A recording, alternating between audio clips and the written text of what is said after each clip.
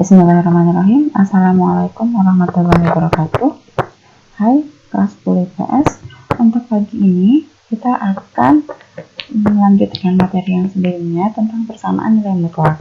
Tapi sebelumnya kita akan bahas dulu mengenai tugas-tugas terakhir kita tentang persamaan nilai mutlak yang lebih sederhana.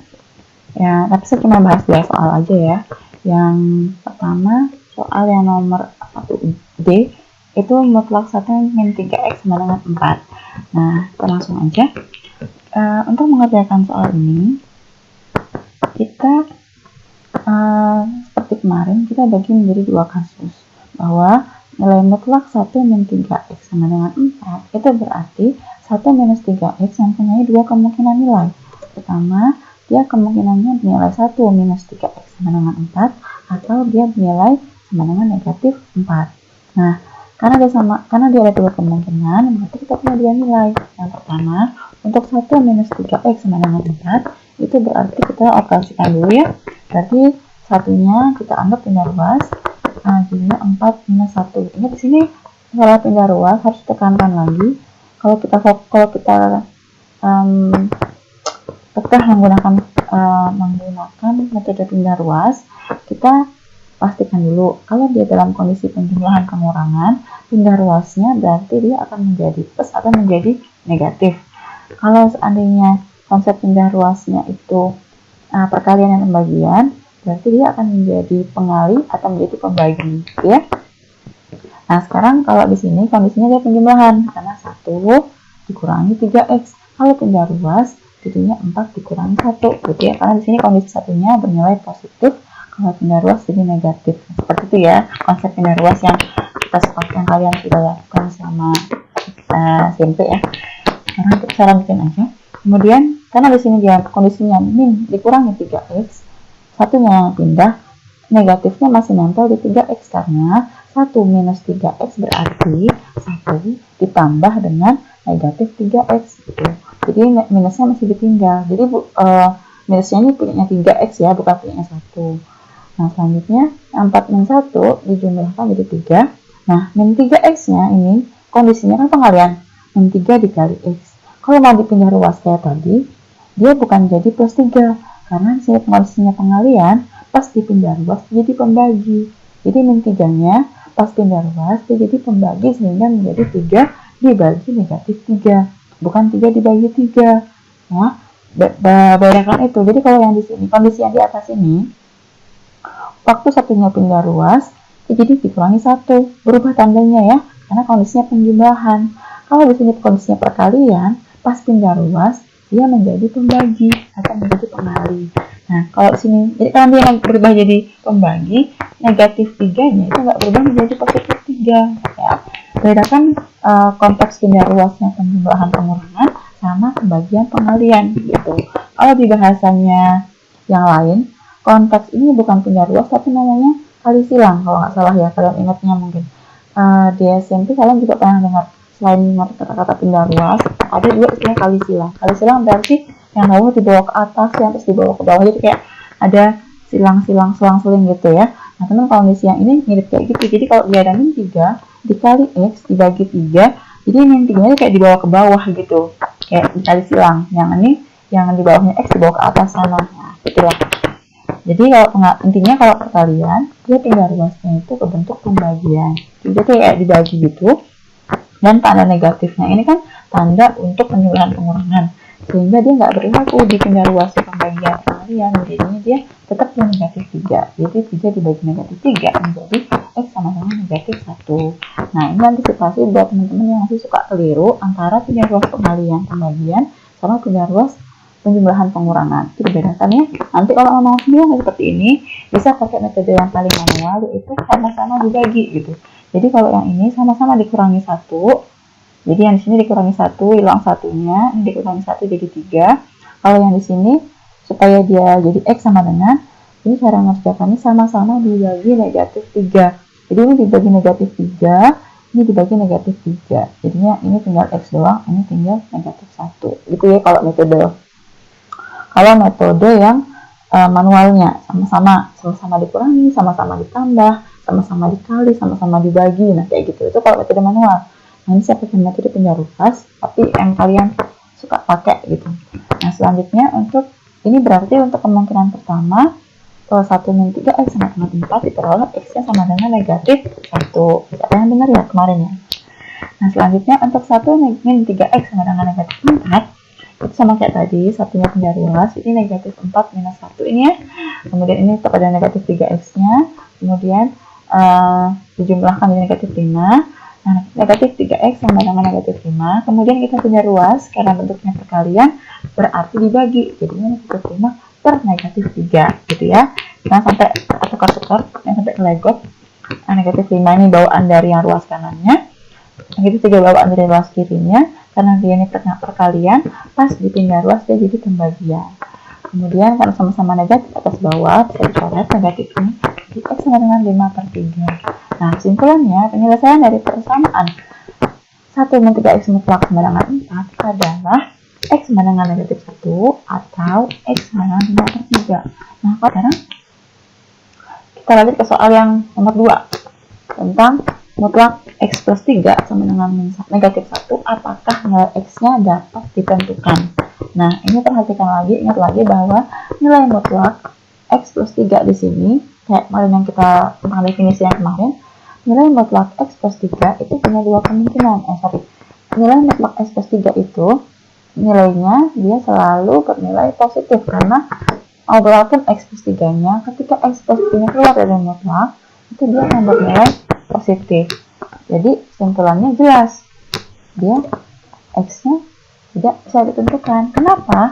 Karena nilai x plus 3 mutlaknya itu selalu bernilai positif, sedangkan di ruas kanannya itu negatif 1, bernilai negatif. Jadi untuk x berapapun, dia mau positif banget, dia mau negatif banget, ketika dia ketemu nilai mutlak, ketika nilai keluarnya akan selalu bernilai positif gitu.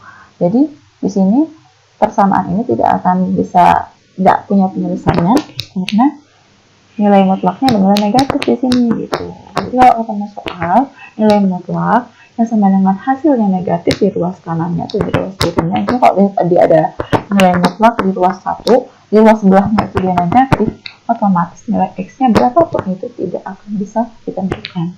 Jadi kalau persamaan ini terjadi, nilai x yang nggak ada. Jadi kesimpulannya penyelesaiannya ada apa enggak? Penyelesaiannya tidak ada. Jadi kalau ada soal seperti ini, ada dua kemungkinan. Memang tidak punya penyelesaian atau soalnya yang salah. Gitu ya. Nah, sekarang intinya jadi ini semacam penekanan aja sama yang sebelumnya, bahwa nilai mutlak itu selalu bernilai positif ya. Nah, sekarang kita lanjut, kita sedikit naik level bahwa persamaan nilai mutlak itu tidak, soal-soal tentang persamaan nilai mutlak tidak sesederhana yang sebelumnya. Jadi kita akan naik level dulu. Yang kedua, tentang persamaan nilai mutlak yang bentuknya seperti ini. Kalau tadi nilai mutlak yang kita punya itu bentuknya di satu ruas aja, jadi di ruas kiri ada nilai mutlak, di ruas kanannya itu bilangan biasa, bilangannya bisa positif, bisa negatif. Kalau dia positif, ya penyelesaiannya ada dua. Kalau dia negatif, dia tidak punya penyelesaian. Nah, sekarang nilai mutlaknya di dua ruas, di ruas kiri ada, di ruas kanan ada. Nah, cara mengerjakannya bagaimana? Nah, ini cara pengerjaan yang umum dilakukan, dan ini sudah versi yang paling cepat, versi lebih gampang dan nggak banyak mikir ya. Jadi kalau ketemu persamaan nilai mutlak yang kiri kanannya ada nilai mutlaknya, langkah pertama adalah kita kuadratkan kiri dan kanannya. Jadi ruas yang kiri kita kuadratkan, ruas yang kanan kita kuadratkan. Gitu. Sampai sini paham ya? Jadi ini sama kayak tadi, kalau persamaan itu cara kita memperlakukan persamaan adalah melakukan sesuatu yang sama antara ruas yang kiri sama ruas yang kanan. Nah, selanjutnya setelah dikuadratkan, ingat namanya bentuk kuadrat itu selalu positif. Kalau sekarang kita punya negatif berapa dikuadratkan, ya jadi positif. Bilangan berapa, bilangan apapun kalau dikuadratkan selalu bernilai positif gitu kan ya. Jadi kalau ada nilai mutlak yang dikuadratkan, ya sama artinya dengan bentuk kurung yang dikuadratkan. Karena mau berapapun isinya yang di dalam mutlak ini gitu ya, kalau kena kuadrat dia akan menjadi positif. Akibatnya nilai mutlaknya itu sudah nggak diperlukan lagi gitu ya. Jadi nilai mutlak itu selalu bernilai positif.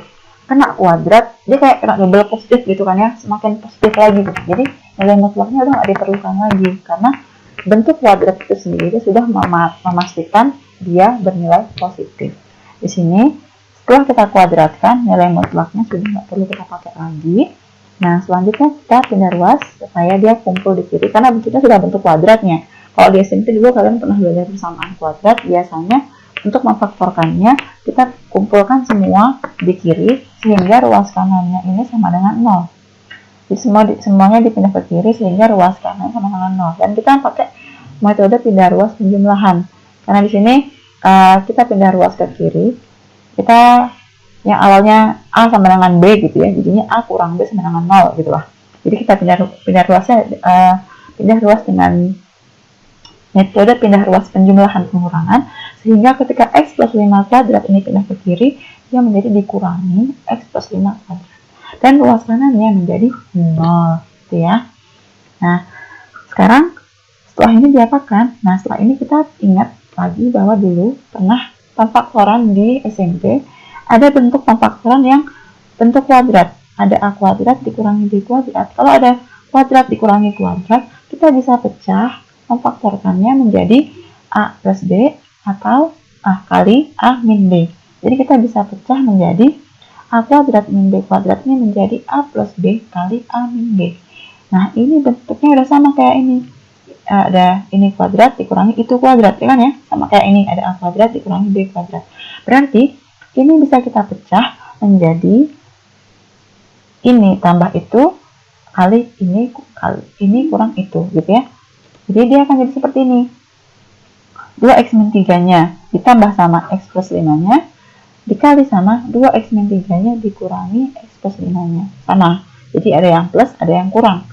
Isinya sama, 2x min 3, ini 2x min 3 juga, ini x plus 5, ini x plus 5 juga. Cuman ininya ditambah, ininya dikurang, kemudian dihubungkan sama pengalian. Tinggal kita lakukan penjumlahan ulangan biasa.